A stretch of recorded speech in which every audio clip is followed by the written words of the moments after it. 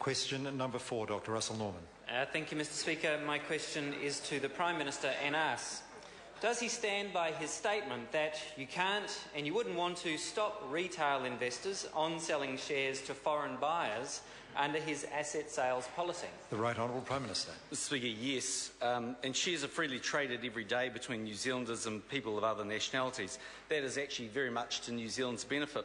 In terms of portfolio share investment, New Zealanders currently own $47 billion of shares in overseas companies, while foreigners have $12 billion worth of shares in New Zealand companies. Dr. Russel Norman. Thank you, Mr. Speaker.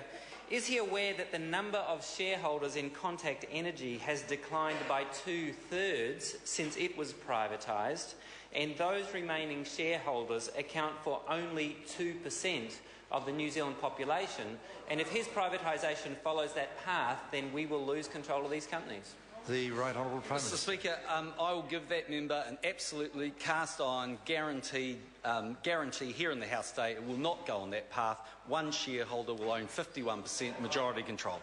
Dr. Russel Norman. Thank you, Mr. Speaker. Is he aware that in the recent privatisation of Queensland Rail, 2/3 of retail investors had sold their holdings within a year, despite an expensive share giveaway program run by the Queensland Government? The Right Honourable Prime Minister. Mr. Speaker, no, but I'm confident that retail shareholders in New Zealand won't sell within a year. Dr. Russel Norman. Thank you, Mr. Speaker. Given Treasury documents show that only about 7% of New Zealanders are expected to buy shares in these companies, does he think it's more likely to be the 7% who got massive tax cuts under his government, the 7% with zero or negative net wealth, or the 7% who are unemployed under his government? The Right Honourable Prime Minister. Well, Mr. Speaker, within the rules that govern the FMA legislation, let me say that the government is moving ahead with the mixed ownership model, which will present opportunities for all New Zealanders if they wish to purchase those shares. There are 1.8 million KiwiSaver accounts that currently hold $12 billion worth of investments. And what that member is saying is he's saying to those 1.8 million KiwiSaver account holders with the $12 billion, go to Australia and buy shares in their energy companies. And if the member took just one moment to go and have a look at the share registry owned by the New Zealand Super Fund, he would see they own pretty much most of the listed electricity companies and energy companies in Australia.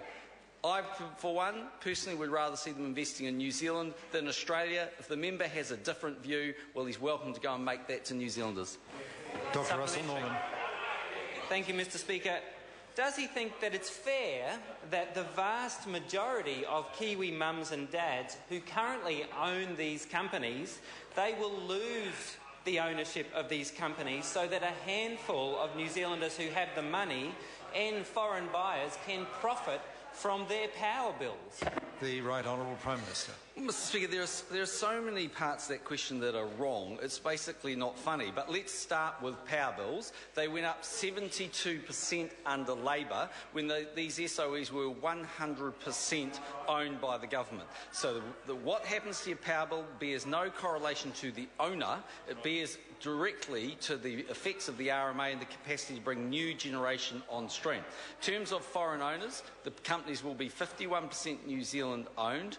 New Zealand investors will be at the front of the queue. And in terms of selling assets, that has been the biggest fictitious argument put up through this whole debate, because guess what? We're going to go and buy $7 billion worth of other assets, and at the end of this process, New Zealand's balance sheet will be larger, not smaller. Question number 5, Alfred Naru.